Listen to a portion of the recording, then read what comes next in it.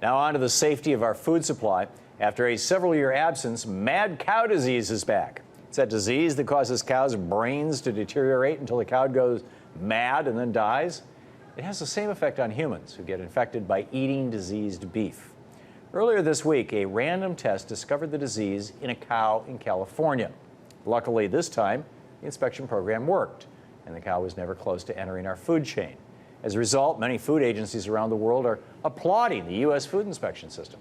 One is the OIE, the French Intergovernmental Animal Health Group, which said in a statement, "This detection demonstrates that the U.S. national surveillance system is efficient. This case should not have implications for the current U.S. risk categorization." Also, the chief veterinary officer with the United Nations Food and Agriculture Organization said, "The fact that the U.S. picked it up before it entered the food chain and the fact that they were transparent about it should give confidence to the trading partners. It shows that the surveillance systems in place have done their job."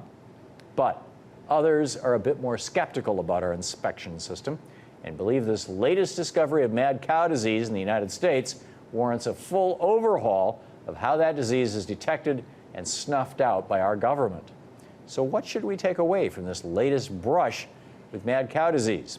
Joining me now is Dr. Michael Hansen, Senior Staff Scientist with the Consumers Union. Dr. Hansen, welcome. Glad to be with you, Tom. Thank you for joining us from our offices in New York, I believe you are. Officials are saying that this latest case of mad cow is just a, quote, isolated incident, end quote. Do you both believe this is an isolated incident, or do you think that it's the start of an outbreak of mad cow disease? Well, I don't think this is an isolated incident because, as you said, they were randomly checking cattle. And the reason some people say this is good because it didn't get into the food supply, well, the fact of the matter is they were only testing dead cows. So this was a dead cow that was taken to a rendering plant. It wasn't exhibiting any symptoms in that. It was simply a dead cow, and I understand there was 30 other cows that came in that were dead from this facility, and the random testing caught it. So if they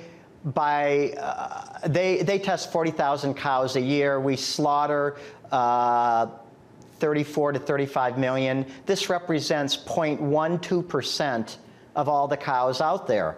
And if we found this one case, what's the odds, if there's only this one case in the U.S., what's the odds of sampling 0.12% of the cattle and finding that one case?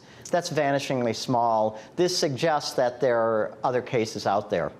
These don't typically just spontaneously appear, do they? Are the odds? No, this notion, this notion that this is a, quote, spontaneous case, what they're really talking about, this is an atypical strain of BSE. It's not like the classical, it's slightly different.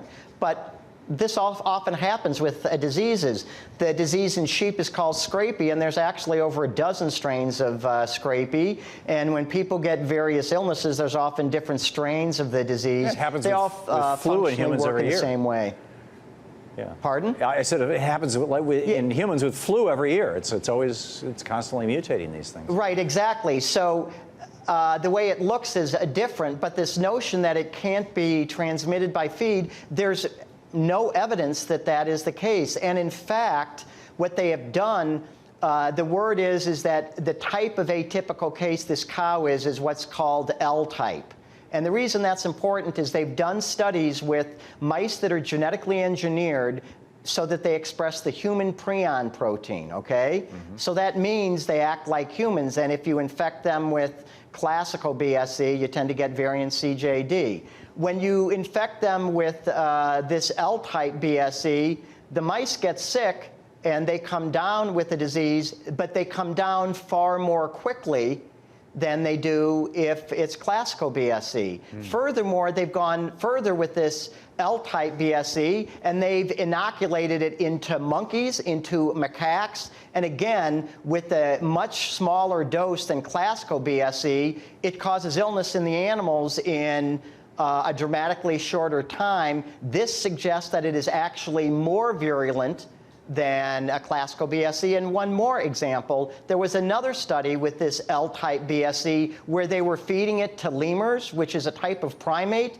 They could transmit the disease. That is, these non-human primates, lemurs, came down and got sick simply by eating material from this L-type BSE case. You can't do that with classical BSE. So that suggests that this is a more hazardous form of BSE, more hazardous to humans. And so what that tells you is when you find it, you need to take stronger actions to make sure that that is not spreading and causing problems in the human population. Right, and just to define terms, BSE is bovine spongiform encephalopathy, is that right? Spongiform encephalopathy, Yeah. yes. That's Otherwise also known as mad cow disease. Right, okay. So That's correct. what should we be doing, given that apparently there's a more virulent, more dangerous, potentially wildly more contagious form of mad cow disease that has been identified in a cow here in the United States?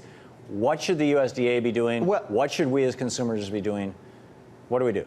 Well, there's actually USDA and FDA need to be involved in this. What USDA has to do is they need to dramatically expand the surveillance program. As I said, we test 0.12% of the cattle that go to slaughter. If we look at Japan tests every cow that goes to slaughter above the age of 20 months. In Europe, many of the countries test all the cows that go to slaughter above the age of 30 months, and in some countries it's above the age of 24 months. So at the very least, what we need to be doing is testing all animals above a given age, say 30 months or 24 months.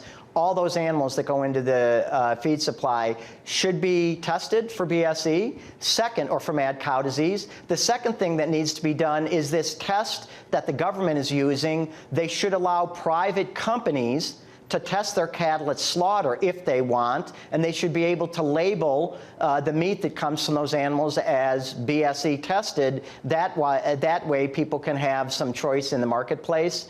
And then, since we know that how mad cow disease spreads is it comes from infected feed, we need to really dramatically stop some of these dangerous animal feeding practices, which are still taking place in the U.S. We've put some controls in place, but not enough. Dr. Michael Hansen, thank you so much for being with us tonight.